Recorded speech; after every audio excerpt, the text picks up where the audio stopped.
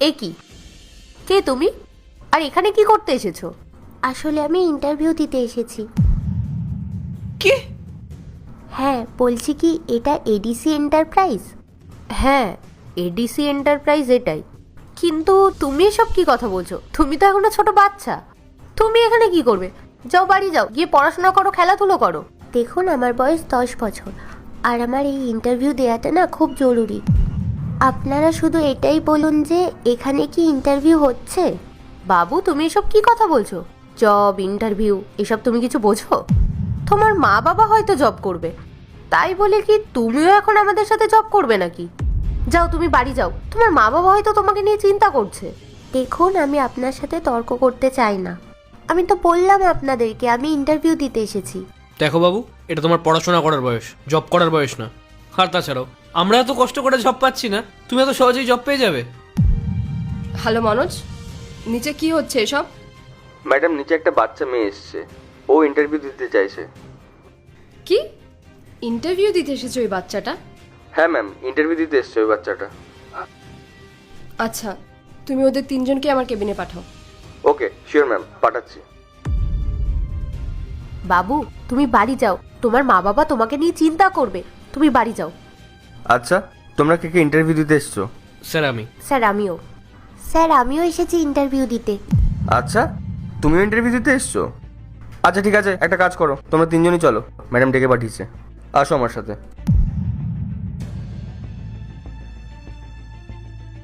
Good morning ma'am. Hello ma'am. Hello ma'am. আসো, তোমরা ভেতরে আসো, বসো। আমি ফার্স্টে ওর ইন্টারভিউ নেব। মা, তোমার নাম কি? ঋতিকা। তুমি এখানে কিসের জন্য এসেছো? আমি এখানে জবের জন্য এসেছি। জবের জন্য এসেছো? তোমার বয়স কত? 10 বছর। 10 বছর? এটা তোমার পড়াশোনা করার বয়স, তুমি পড়াশোনা করো। আর এখন তোমার কাজের দরকার কেন? ম্যাডাম, আপনি আমার কথাটা বোঝার চেষ্টা করুন। আমি পড়াশোনা করি, কিন্তু এই জবটা আমার খুব দরকার। মা, আমি সব বুঝতে পারছি, কিন্তু কি এমন দরকার যে এই বয়সে তোমাকে জব করতে হবে? তোমার বাড়িতে বড় কেউ কি নেই যে জব করে বা জব করতে পারবে? আসলে ম্যাডাম, আমার তো বাবা নেই, আর আমার মারও খুব শরীর খারাপ। খুব কষ্ট করেই সংসারটা চলে। বাড়িতে রোজগার করার মতো তো কেউ নেই, তাই জবটা করা আমার খুব দরকার। ম্যাম, আপনি চিন্তা করবেন না, আমি এই জবের ব্যাপারে সব জানি। আমি সব কিছু বুঝতে পারছি, কিন্তু আমার কিছু করার নেই। আমি তোমাকে জবটা দিতে পারবো না। দেখো মা, তোমার বয়স এখন অনেক কম, আর আমাদের কোম্পানিতে যে ভ্যাকেন্সিগুলো ফাঁকা রয়েছে সেগুলো সব এক্সপিরিয়েন্স লোকেদের জন্য। তুমি একজন মাইনর, আর তুমি তো জানো কম বয়সী বাচ্চাদের দিয়ে কাজ করানোটা ইল্লিগাল। কিন্তু ম্যাম, আমারও তো বাধ্যতা। বলুন প্লিজ ম্যাম, একবার চেষ্টা করে দেখুন। দেখো মা, আমি তোমাকে জব দিতে পারবো না, কিন্তু আমি তোমাকে হেল্প করতে পারবো। তুমি এই টাকাগুলো রাখো, আর এই টাকাগুলো তুমি তোমার মাকে দেবে, এতে তোমাদের কিছুটা হেল্প হবে। তুমি এবার আসতে পারো। ম্যাম, এই টাকাতে আমার কিচ্ছু হবে না, আমি আপনাকে বলছি। আমার ইন্টারভিউটা একবার নিয়ে দেখুন। ম্যাম, আমাকে একবার সুযোগ দিন, এই জবটা আমার খুব দরকার। আরে বাহ, তোমার তো নিজের উপর বেশ কনফিডেন্স রয়েছে। হ্যাঁ ম্যাডাম, কারণ আমি ক্লাসে সব সময় ফার্স্ট হতাম। আপনি আমাকে যে কোনো প্রশ্ন করে দেখুন, আমি তার উত্তর দিয়ে দেব। ওকে, তুমি যখন এত করে বলছো, তাহলে আমি তোমাকে একটা কোশ্চেন জিজ্ঞেস করি। যদি তুমি ঠিকঠাক অ্যান্সার দিতে পারো তাহলে আমি ভেবে দেখব। আচ্ছা, তুমি আমাকে একটা কথা বলো তো, আমাদের কোম্পানির প্রোডাক্ট যদি ওভারস্টক হয়ে যায় আর সেই প্রোডাক্টগুলোর এক্সপায়ারি ডেট যদি নেক্সট মান্থেই থাকে, তখন আমাদের কি করা দরকার? ম্যাডাম, এই অবস্থায় আমাদের প্রোডাক্টগুলো কম দামে সেল করে দেওয়া উচিত। কি? আরে প্রোডাক্টগুলো যদি আমরা কম দামে বেচে দিই তাহলে তো আমাদের অনেক বড় লস হয়ে যাবে। হ্যাঁ ম্যাডাম, উনি একদম ঠিক কথা বলেছেন। ম্যাডাম, আপনি আমাদের ইন্টারভিউটা নিন, কেন শুধু শুধু বাচ্চার কথা শুনছেন? বাবু, ওনারও তো একদম ঠিক কথা বলছে। এই প্রোডাক্টগুলো যদি কম দামে সেল করা হয় তাহলে তো আমাদের কোম্পানির অনেক বড় লস হয়ে যাবে। হ্যাঁ ম্যাডাম, মানছি কিছুটা লস হবে, কিন্তু সেল না করলে তো পুরোটাই লস হয়ে যাবে। তাই সেল করলে তো আমরা কিছুটা পাবো। আরে বাহ, তুমি তো খুব ভালো করে এটা বুঝিয়ে দিলে আমাকে।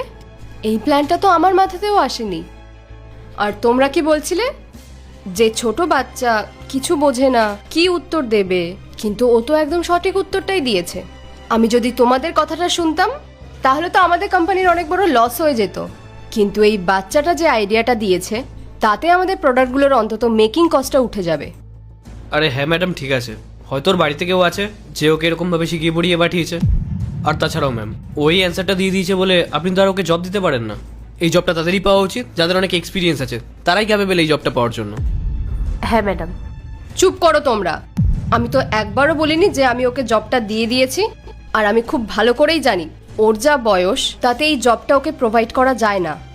কিন্তু তাই বলে কি ওর সাথে আমি কথাও বলতে পারবো না? চুপ করে বসো তোমরা, আমি ওর সাথে কথা বলছি। মা, তোমার অ্যান্সারটা সত্যি খুব ভালো ছিল আর আমার খুব ভালো লেগেছে তোমার এই আইডিয়াটা। কিন্তু মা, তুমি আমাকে ক্ষমা করো, আমি তোমাকে এই জবটা দিতে পারবো না। কারণ তোমার জব করার মতো এখনো বয়সই হয়নি, আর এটা তো গভর্নমেন্টের রুলস। তবে হ্যাঁ, আমি তোমার একটা হেল্প করতে পারি। তুমি এই টাকাগুলো রাখো, আর এই টাকাগুলো তুমি তোমার মা বাবার হাতে দিও, আর এটা দিয়ে তুমি ভালো করে পড়াশোনা করো।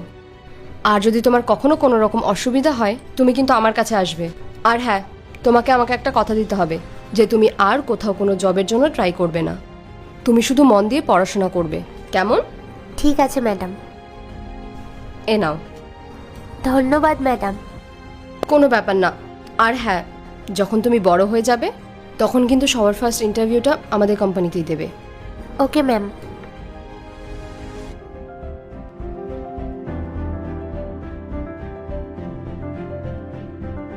তোমার ফাইলটা দাও।